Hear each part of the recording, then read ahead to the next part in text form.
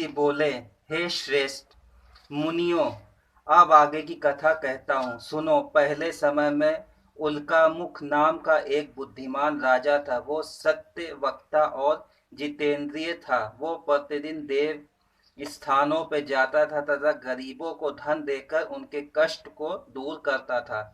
उसकी पत्नी कमल के समान मुख वाली और सती साध्वी थी। भद्रशिला नदी के तट पर उन दोनों ने श्री सत्यनारायण का व्रत किया। उस समय वहां एक साधु वैश्य आया। उसके पास व्यापार के लिए बहुत सा धन था।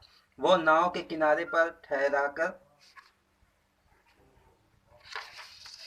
राजा के पास आ गया और राजा के व्रत करते हुए देखकर विनय के साथ पूछने लगा, हे राजन, भक्ति युक्त चित्त से ये आप क्या कर रहे हैं? मेरी सुनने की इच्छा है, सो आप ये मुझे बताइए। राजा बोले, हे साधु, अपने बांधुत्वों के साथ पुत्र आदियों की प्राप्ति के लिए एक महाशक्तिमान सत्यनारायण भगवान का व्रत व पूजन किया जा रहा है। राजा के वचन सुनकर साधु आदर से बोला, हे राजन, मुझसे इसका सब विधान कहो। मैं भी आपके कथानुसार इस व्रत को करूंगा।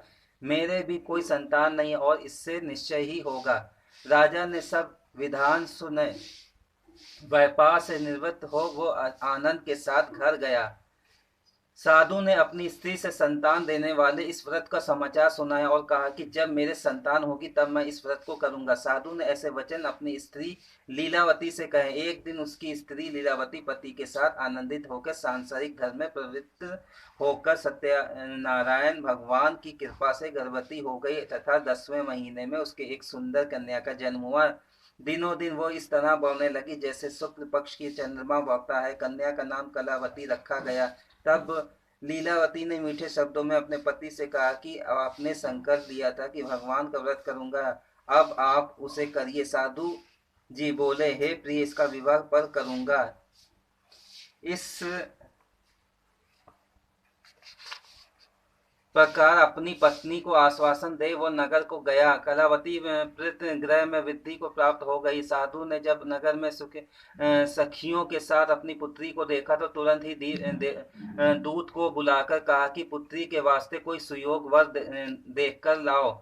साधु की आज्ञा पाकर दूत कंचन नगर पहुंचा और वहां पर खोज और देखभाल कर लड़की के लिए सुयोग वरिक पुत्र को ले आया। उस सुयोग लड़के को देखकर साधु ने अपने बंधु बांधवों सहित प्रसन्नचित्त अपनी पुत्री का विवाह उसके साथ कर दिया, किंतु दुर्भाग्य से विवाह के समय भी उस व्रत को करना भूल गया। तब श्री सत्यनारायण क्रोधित हो गए और श्राप दिया कि तुम्हें दारुण दुख प्राप्त होगा। अपने काल में कुशल साधु बनिया जमाता सहित समुद्र के समीप स्थित रत्नपुर नगर में गया और वहां दोनों ससुर जमाए चंद्रकेतु राजा के उस दरबार में व्यापार करने लगे। एक रोज भगवान सत्यनारायण की माया से प्रेरित होकर कोई चोर राजा का धन चुराकर भागा जा रहा था, किंतु राजा के दूतों का आता देखकर चोर ने घबराकर भागते हुए राजा को धन वहीं चुपचाप रख दिया जहां वो ससुर जमाई ठहरे हुए थे।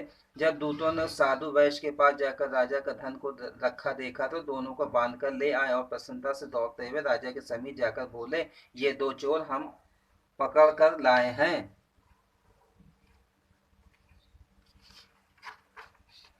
राजा ने देखकर आज्ञा दी। तब राजा की आज्ञा से उनको कठिन कारावास में डाल दिया गया। अब उनका धन छीन लिया गया। सत्यनारायण भगवान का श्राप द्वारा उनकी पत्नी भी घर में बहुत दुखी हुई और घर पर जो धन रखा था चोर उसे चुरा कर ले गए। शारीरिक व सामाजिक पीड़ा तथा भूख प्यास से अति दुखित हो की चिंता में कलावती एक ब्राह्मण के घर गई। वहां उसने सत्यनारायण भगवान का व्रत होते देखा, फिर कथा सुनी तथा प्रसाद ग्रहण कर रात को घर आई। माता ने कलावती से कहा, पुत्री, अब तक कहाँ रही? वे तेरे मन में क्या है? कलावती बोली, हे माता, मैंने एक ब्राह्मण के घर श्री सत्यनारायण का व्रत देखा है। कन्या के वचन सुनकर लीलावती भगवान के पूजन की तैयारी करने लगी। लीलावती ने परिवार और बंधुओं सहित श्री सत्यनारायण भगवान की पूजन किया और वर मांगा कि मेरे पति और दामाद शीघ्र आ जावे। साथ ही प्रार्थना की कि अब सब अपराध क्षमा करो। सत्यनारायण भगवान इस व्रत से संतुष्ट हो गए और राजा चंद्रकेतु को स्वप्न में दर्शन देकर कहा कि हे राजन, दोनों वैश्यों को प्रातः ही छोड़ दो और उनका सब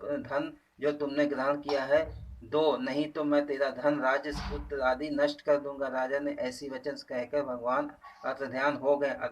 प्रातः काल राजा चंद्र केतु ने सभा में स्वप्न सुनाया, फिर दोनों वारिक पुत्रों को कैद से मुक्त कर दिया। सभा में बुलाया और कहा, हे महानुभाव, भावी वर्ष तुम्हें ऐसा कठिन दुख प्राप्त हुआ, अब तुम्हें कोई भय नहीं है। ऐसा कहकर राजा ने उनको नए नए वस्त्र भूषण पहनाए तथा उनका जितना धन था उसे दूना धन देकर आदर से विदा किया। दोनों वैश्य अपने घर को चले गए। श्री सत्यनारायण कथा की द्वितीय अध्याय संपूर्ण हुआ।